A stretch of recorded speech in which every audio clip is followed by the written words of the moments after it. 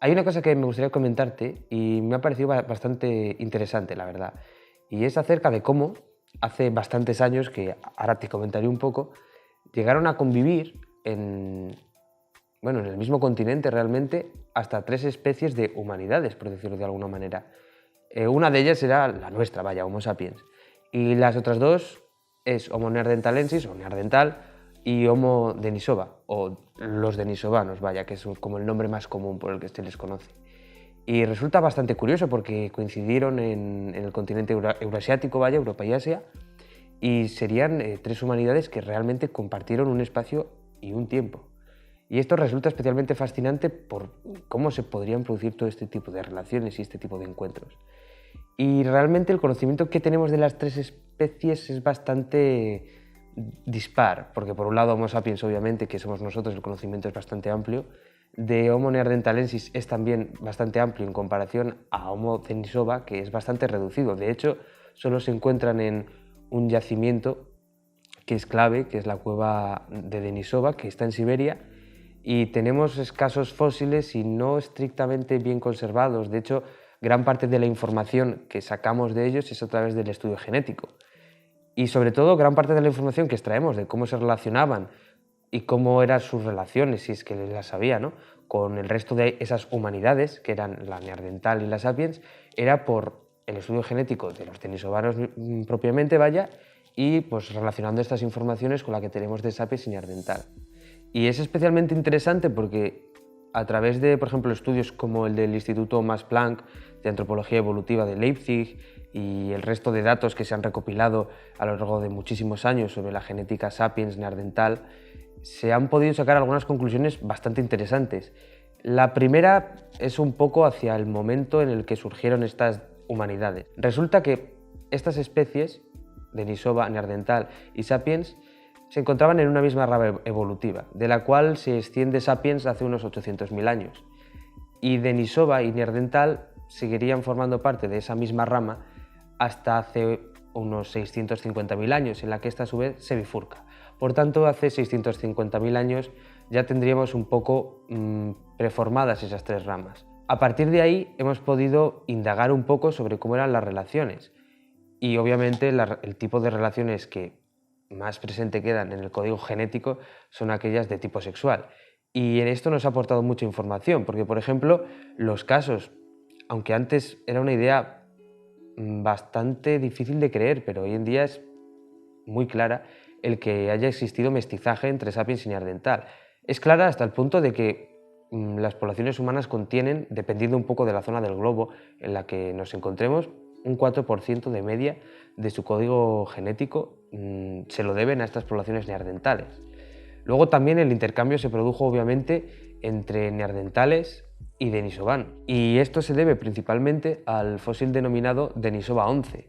Es un fragmento de hueso, eso lo primero, y a través de sus estudios genéticos pues, se ha podido determinar que era un individuo cuyos padres eran de distinto origen, es decir, la madre era de origen neandertal y concretamente, y esto es curioso, era de una rama, por decirlo así, o un grupo o un linaje neandertal de Europa Occidental, y el padre era denisovano, pero es que lo curioso es que a su vez el padre tenía también ancestros neandertales, es decir, que esto nos hace pensar que el mestizaje entre estas dos especies era bastante habitual.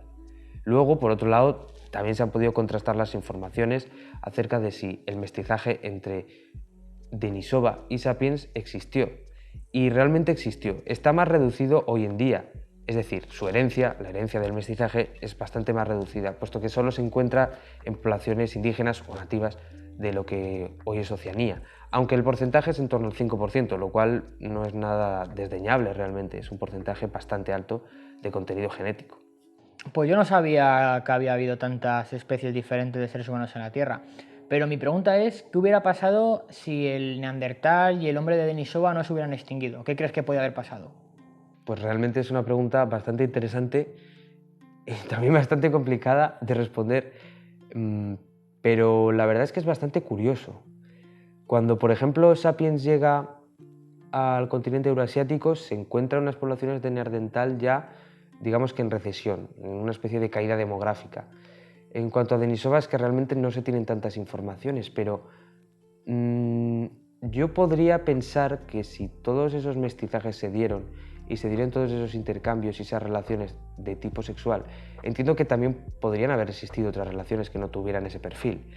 Entonces, si yo tuviera que apostar, vaya, yo casi hubiera apostado por una especie de absorción entre sí de todas las especies. O sea, quiero decir, habría pensado en una especie de fusión, está mal dicho, pero me cuesta creer que hubieran rechazado el contacto, porque probablemente no tengo tan claro yo de si se hubieran reconocido a sí mismos como diferentes especies y por tanto se hubieran rechazado. Quizás simplemente se hubieran visto como un grupo humano más, no se hubieran percibido como una especie ajena y se hubieran mantenido aparte de estos grupos si fueran neandertales de los denisovanos o viceversa. Entonces yo sí que hubiera apostado por una especie de acople mutuo de todas las poblaciones. Ahora bien, extender esto a todo el continente y a todo el globo resulta complicado, puesto que solo se habría dado en aquellas zonas o en aquellos lugares en los que hubieran coincidido. Aunque también es importante el matiz de que las poblaciones sapiens venían bastante fuerte y las poblaciones denisovanas y neandertal por lo general estaban en una caída demográfica. Bueno, la verdad es que me has contado un montón de cosas súper curiosas, súper interesantes y que yo no tenía la verdad ni la menor idea.